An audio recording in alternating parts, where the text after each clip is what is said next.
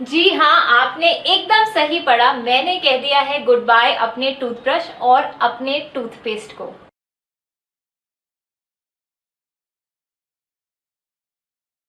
मुझे मालूम है आप अपनी शक्ल कुछ ऐसे ही बना रहे हैं और आपको लग रहा है ये पागल लड़की को क्या हो गया है, पर क्या इसका ये मतलब है कि मैंने अपने दांत और अपना मुंह साफ करना छोड़ दिया है, या क्या इसका मतलब ये है कि मेरे आसपास जब भी लोग आते हैं वो दूर भागने लगते हैं? जी नहीं, बिल्कुल भी नहीं। इसका सिर्फ ये मतलब है कि मैंने छोड़ दिया है अपना टूथब्रश और अपनाया है नीम की ये डंडी को, और मैंने छोड़ दिया है अपना ये टूथपेस्ट और उसकी जगह अपनाया है एकदम देसी दंत मंजन को। तो ये भूत मेरे सर पे कैसे सवार हुआ? अगर आप ये समझना चाहते हैं तो पहले जाइए अपने बाथरूम में रखी टूथपेस्ट की ट्यूब उठाइए, उसे इधर लाइए और फिर हम आगे बात करते हैं। जी हाँ, मैं रुकी हुई हूँ, आप जाइए और लेके आइए। मैंने अपने टूथपेस्ट की ट्यूब को कभी ध्यान से नहीं देखा था, उसके इंग्रेडिएंट्स, उसमें क्या क्या जाता है, वो कैसे बनता है, बिल्कुल नहीं देखा था, कुछ भी नहीं देखा था। आंख बंद करके पेस्ट ब्रश पे लगाया, ब्रश किया और छोड़ दिया। आप जानते हैं आपकी टूथपेस्ट की ट्यूब में क्या है? हर टूथपेस्ट की ट्यूब में एक वार्निंग होती है। उस वार्निंग में लिखा जाता है कि 6 साल से कम उम्र के बच्चों को टूथपेस्ट ये यूज नहीं करना चाहिए। अगर वो यूज करें तो किसी बड़े के प्रेजेंस में, बड़े के सामने ही यूज करें। अगर ये टूथपेस्ट ज्यादा पेट के अंदर चला जाए तो डॉक्टर के पास जाइए। अब आप सोचिए, अगर ऐसी वार्निंग टूथपेस्ट के पीछे लिखी गई हो, अगर ये बच्चों के लिए अच्छा नहीं है, तो क्या ये सच में आपके लिए अच्छा है? अब टूथपेस्ट में अच्छा तो कुछ भी नहीं है, ये एकदम विदेशी कॉन्सेप्ट है, बाहर के देशों से भारत में लाया गया है ये कॉन्सेप्ट। पर इसमें कुछ चीजें हैं जो बहुत ही खराब है हमारे। चीनी, टूथपेस्ट सब मीठे मीठे होते हैं, इनका टेस्ट अच्छा होता है। रिसर्च और स्टडीज हमें ये बताती हैं कि दांत खराब होने का नंबर 1 कारण है चीनी से भरा हुआ खाना। अगर चीनी हम ज्यादा खाएं तो दांत खराब हो जाते हैं, और फिर वही चीनी हम डालते हैं अपने टूथपेस्ट में और उसी से हम अपने दांत साफ करते हैं। क्या ये रिसर्च से एकदम विपरीत नहीं है? खुद ही सोचिए आप।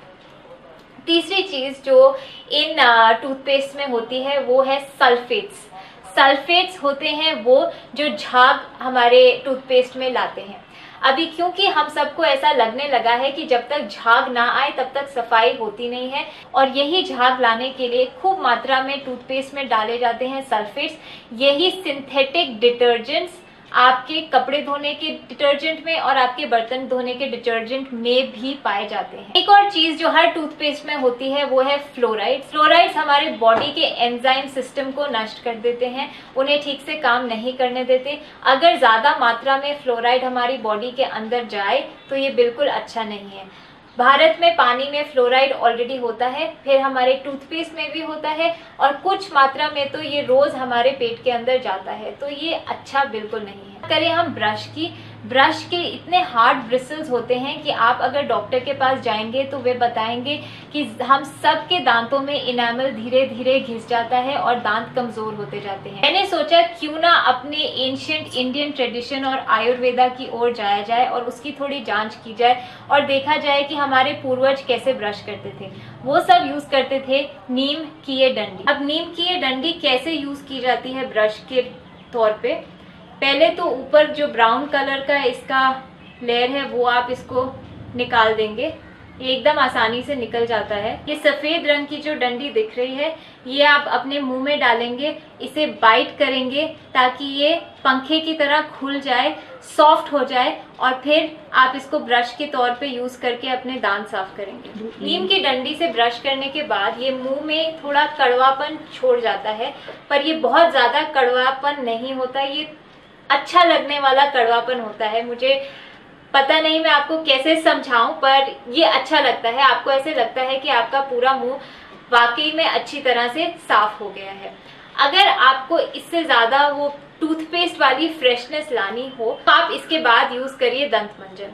इसको कैसे यूज किया जाए? आप थोड़ा पाउडर अपने हाथ में लीजिए, अपने एक उंगली को गीला कीजिए, इसको पाउडर में डालिए और फिर ये उंगली को अपने दांत और गम्स के ऊपर पूरा मसाज कीजिए, इसकी मालिश कीजिए। 7 दिन नीम की डंडी ब्रश की जगह यूज करने से मुझे कैसा लगा? नंबर 1 बेनिफिट कि मेरे दांत एकदम इतने अच्छे से साफ हो जाते थे कि मैं बाद में जबान दांत के ऊपर घुमाऊं तो एकदम क्लीन फीलिंग आता था।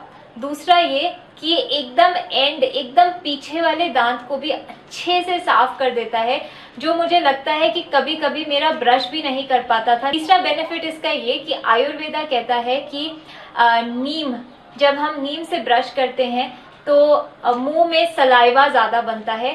सलाइवा ज्यादा बढ़ने से हमारा डाइजेस्टिव सिस्टम ज्यादा अच्छे से काम करता है, तो इसका ये भी बहुत अच्छा बेनिफिट है। ये पेट को ठीक रखता है और अगर पेट ठीक रहता है तो कई बीमारियां हमारे से दूर दूर रहती हैं। सबसे बड़ा बेनिफिट ये है कि नीम बैक्टीरिया, फंगल ग्रोथ, इन सब चीज़ों के लिए बहुत बहुत अच्छा है। इसीलिए जब ये हमारे दांतों और गम्स के ऊपर मसाज किया जाता है और इसको रगड़ा जाता है दांतों के ऊपर, तो ये वो सब बेनिफिट्स भी हमारे दांतों को और गम्स को दे देता है और मुंह एकदम क्लीन छोड़ देता है। दंत मंजन से अपने गम्स को रब करना, मसाज करना, उनकी मालिश करना, इसका बहुत बहुत फायदा होता है।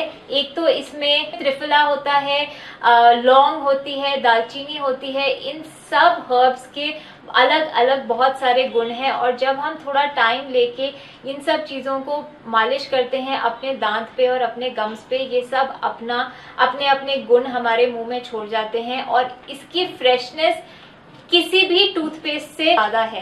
एक और चीज जो आयुर्वेदा हमें सिखाता है और हम धीरे धीरे भूल रहे हैं, वो है एकदम सिंपल चीज कि आप कुछ भी खाएं, अपना कोई भी खाना खाने के बाद अपने मुंह को पानी से जरूर धोएं हैं। पर ये सबसे जरूरी है अगर आप अपने दांत अच्छे और स्वस्थ रखना चाहते हैं। तो अब बात कर लें इसके डिसएडवांटेजेस की। जब मुझे लगता था कि मेरे पास टाइम की कमी है, तब मुझे लगता था कि फटाफट ब्रश करें और निकलें, क्योंकि नीम और दंत मंजन यूज करने के लिए थोड़ा एक्स्ट्रा टाइम लगता है, पर इसके उतने ही ज्यादा बेनिफिट्स हैं। आप जितना टाइम लेके मालिश करेंगे अपने गम्स का, अपने टीथ का, उतना आपके दांत आपको वापस वो प्यार लौटाएंगे। आशा करती हूँ कि आपको ये वीडियो पसंद आया होगा। अगर आपने इससे कुछ भी सीखा तो प्लीज हमें थम्स अप दीजिए, सब्सक्राइब कीजिए और अपने प्रियजनों के साथ भी ये वीडियो जरूर शेयर कीजिए।